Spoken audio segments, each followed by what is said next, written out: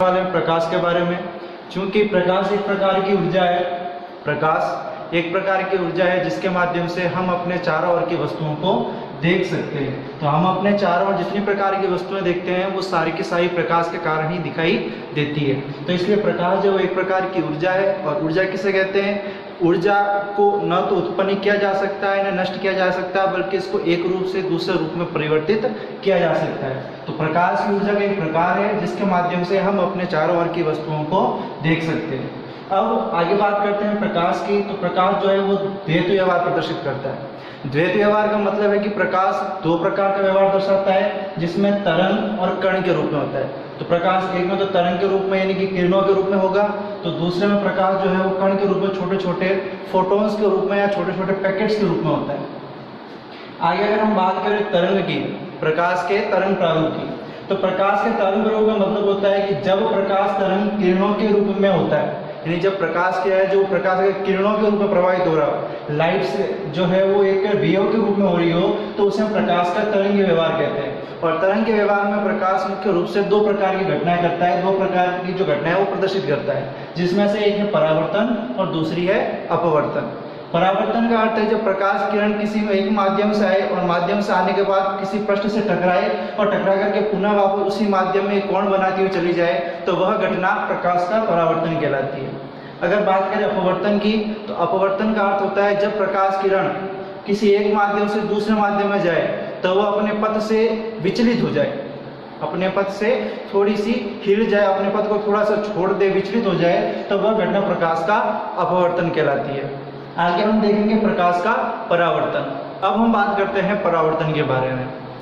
परावर्तन का अर्थ जब प्रकाश किरण किसी एक माध्यम से आती है, यानी जब प्रकाश किरण मानते हैं कि ये माध्यम एक है, यहाँ पर अपना कोई माध्यम एक है, तो जब प्रकाश किरण किसी एक माध्यम से आती है और परावर्तक पृष्ठ से टकराकर, परावर्तक पृष्ठ के रूप में हम यहाँ पर दर्पण ले सकते हैं, कोई चिकनी सतह ले सकते हैं, जिनसे प्रकाश किरण जो है वो प्रकाश किरण परावर्तित हो सके। और हम यहाँ पर सामान्यतः परावर्तक पृष्ठ के रूप में एक दर्पण का प्रयोग करते हैं। हम सामान्यतः एक परावर्तक पृष्ठ के रूप में दर्पण का प्रयोग करते हैं। तो जब प्रकाश किरण किसी माध्यम से आती है तो परावर्तक पृष्ठ से टकराकर पुनः उसी माध्यम में लौट जाती है। तो जिस माध्यम से आएगी परावर्तक पृष्ठ से टकराने के पश्चात वापस उसी माध्यम में लौट जाती है, तो प्रकाश की यह घटना प्रकाश का परावर्तन कहलाती है। जब प्रकाश किरण जिस माध्यम से आई है उस माध्यम से आने के बाद परावर्तक पृष्ठ से टकराती है और परावर्तक पृष्ठ से टकराने के बाद वापस उसी माध्यम में लौट जाती है, तो प्रकाश की यह घटना प्रकाश परावर्तन कहलाती है।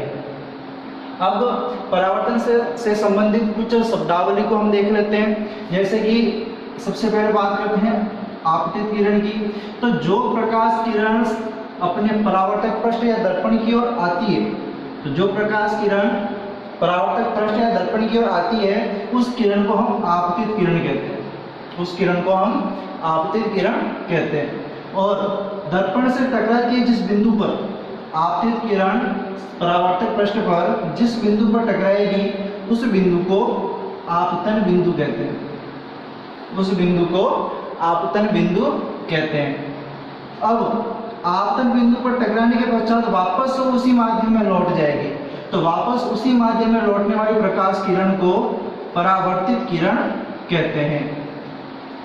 और इस आपतन बिंदु पर बराबर 90 डिग्री के कोण पर, अपने परावर्तक पृष्ठ पर 90 डिग्री के कोण पर आपतन बिंदु पर जो एक रेखा बनेगी, क्योंकि ये रेखा जो होती है वो काल्पनिक होती है, इसे हम मानते हैं, वहां पर एज्यूम करते हैं, ठीक है। तो ये जो रेखा बनेगी बराबर 90 डिग्री पर, इसको हम कहेंगे उसका अभिलंब। बराबर 90 डिग्री के कोण बनने का हम इसे क्या कहेंगे? उसका अभिलंब। अब हम आगे देखेंगे परावर्तन के प्रकार और परावर्तन के नियम, जिसमें हम सबसे पहले पढ़ेंगे परावर्तन के नियमों के बारे में। अब हम बात करते हैं परावर्तन के नियमों के बारे में। तो परावर्तन के मुख्य रूप से दो नियम होते हैं। परावर्तन के मुख्य रूप से दो नियम होते हैं, जिसमें पहला नियम है आपतित किरण, यानी कि जो ये किरण दर्पण की ओर आ रही है वो किरण। परावर्तित किरण यानी कि दर्पण से टकराने के बाद जो किरण जा रही है वह किरण।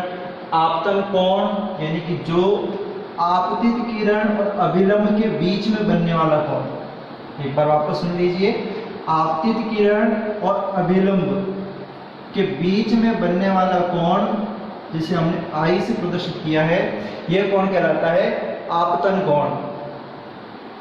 और परावर्तक पृष्ठ यानी कि जो कांच, दर्पण या जो भी हमने पृष्ठ लगा रखा है जिससे हम परावर्तन कर रहे हैं, वह परावर्तक पृष्ठ, अभिलंब और परावर्तन कोण, ये सभी एक ही तल में।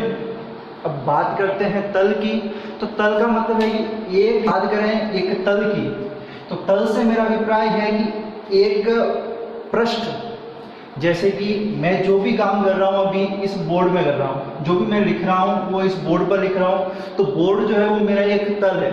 उसी प्रकार से ये सभी घटनाएं एक ही तल में घटित होती है। अपना जो परावर्तक पृष्ठ है वो भी एक तल में रहेगा। आपतित किरण जिस सोर्स से, जिस भी स्रोत से अपनी किरणें आएगी, जिस भी स्रोत से अपनी प्रकाश किरणें आएगी वो भी उसी तल में रहेगा। जहां पर जिस दर्पण पर, जिस बिंदु पर टकराएगी अपना, वो भी उसी तल में रहेगा। यानी सभी जो वस्तुएं हैं, सभी इसके जो अवयव है, ये सारे के सारे एक ही तल में स्थित होते हैं, जो कि अपना परावर्तन का पहला नियम है। बात करते हैं दूसरे नियम की, तो दूसरा नियम कहता है आपतन कोण व परावर्तन कोण का मान सदैव बराबर होता है। आपतन कोण व परावर्तन कोण का मान सदैव बराबर होता है। तो आपतन कोण जैसे कि मैंने आपको बताया, अभिलंब और आपतित किरण के बीच में बनने वाला कोण, और परावर्तन कोण परावर्तित किरण और अभिलंब के बीच में बनने वाला कोण, जिसे हम R से प्रदर्शित करते हैं। तो इन दोनों का मान हमेशा बराबर होता है, जो कि अपना परावर्तन का दूसरा नियम है। और कुछ महत्वपूर्ण बातें, जैसे कि हम जब कभी भी दर्पण बनाएंगे या परावर्तक पृष्ठ बनाएंगे, तो परावर्तक पृष्ठ बनाने के बाद में उसके पीछे हम कुछ इस प्रकार से तिरछी लाइनें खींचेंगे, जो कि ये दिखाएगी कि यह सतह पॉलिश की हुई है, यह सतह पॉलिश की हुई है, और परावर्तन इस ओर से होगा, जिस तरह पर हमने ये लाइनें नहीं खींच रखी है, तो परावर्तन उस ओर से होगा। अब हम बात करते हैं ये पॉलिश किस की जाती है, तो ये पॉलिश की जाती है आपकी सिल्वर की, यानी कि Ag। तो सिल्वर की पॉलिश की जाती है, और सिल्वर की पॉलिश करने से जो अपना पृष्ठ है वो पृष्ठ चमकदार हो जाता है। अब इससे आगे हम बात करेंगे परावर्तन के लिए उपयोग में लिए जाने वाले पृष्ठ, परावर्तक पृष्ठों के बारे में। तो परावर्तक पृष्ठ की अगर हम बात करें, तो परावर्तक पृष्ठ मुख्य रूप से दो प्रकार के होते हैं। पहला होता है अपना समतल, पहला जो अपना पृष्ठ होगा वो होगा अपना समतल,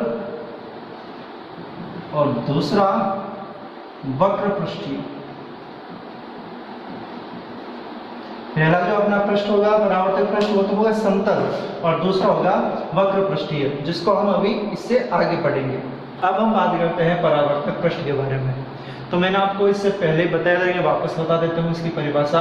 ऐसा पृष्ठ जिससे प्रकाश किरणें परावर्तित हो, ऐसा पृष्ठ जिससे प्रकाश किरणें जिस माध्यम से आई है वापस उसी माध्यम या किसी और दिशा में चली जाए, तो वह पृष्ठ परावर्तक पृष्ठ कहलाता है। परावर्तक पृष्ठ अपने आकार, अपने तल के आधार पर दो प्रकार के होते हैं।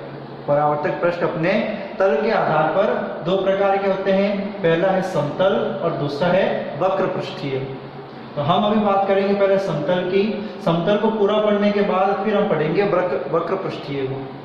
समतल दर्पण ऐसा परावर्तक पृष्ठ होता है जिसका तल एकदम समतल हो, ऐसा परावर्तक पृष्ठ जिसका तल एकदम समतल हो। एकदम समतल से हमारा तात्पर्य है जैसे कि अपने घर के अंदर जिससे हम कंघी करते हैं बाल, वो जो दर्पण होता है वो दर्पण एक समतल दर्पण का उदाहरण होता है। तो उस प्रकार का जैसे पृष्ठ जिसका तल एकदम समतल हो, तो ऐसा जो तल है, ऐसा जो दर्पण है वो कराएगा अपना समतल दर्पण। अब यहाँ पर मैंने चार अलग अलग स्थितियां बनाई है। जब परावर्तन अपना इस तरफ से हो, जब परावर्तन नीचे की ओर से प्रकाश किरणें आए, जब प्रकाश किरणें ऊपर की ओर से आए, और जब प्रकाश किरणें अपने राइट साइड से आए। तो ये चारों अवस्थाएं अलग अलग प्रकार से बनी हुई है कि अगर इस प्रकार से आती है तो अपना परावर्तन पृष्ठ पीछे की ओर जो पॉलिश की हुई है सतह है वो पीछे की ओर हो जाएगी, तो आगे की ओर से अपना परावर्तन होगा। अगर पॉलिश की हुई सतह ऊपर की ओर है तो नीचे की ओर से अपना परावर्तन होगा। अगर पॉलिश की हुई सतह नीचे की ओर है तो अपना परावर्तन ऊपर की ओर से होगा। और अगर पॉलिश की हुई सतह अपने लेफ्ट साइड में है तो राइट साइड की ओर से परावर्तन होगा। अब बात करते हैं समतल दर्पण से परावर्तन। तो समतल दर्पण से हमेशा पार्श्व परावर्तन होता है। समतल दर्पण से हमेशा पार्श्व परावर्तन होता है। पार्श्व परावर्तन से हमारा अभिप्राय है ऐसा परावर्तन जिसमें वस्तु का दायां भाग बायां, जिसमें वस्तु का दायां भाग बायां व बायां भाग दायां दिखाई दे। वस्तु का दायां भाग बायां व बायां भाग दायां दिखाई दे तो इस प्रकार का परावर्तन पार्श्व परावर्तन कहलाता है। उदाहरण के तौर पर अगर हम किसी कांच के सामने, समतल कांच के सामने P लिख करके, हम अपनी ओर से P लिख करके उसके सामने घुमाएंगे तो हमें दर्पण के अंदर वो Q ही दिखाई देगा। ठीक उसी प्रकार से अगर हम दर्पण के सामने खड़े होकर के अपना अगर राइट साइड का जो हाथ है वो अगर हम ऊंचा करते हैं, अगर हम अपना दायां हाथ ऊंचा करते हैं तो दर्पण के अंदर बायां हाथ ऊपर होगा। और इसी कारण पार्श्व परावर्तन के कारण ही जो एम्बुलेंस शब्द होता है,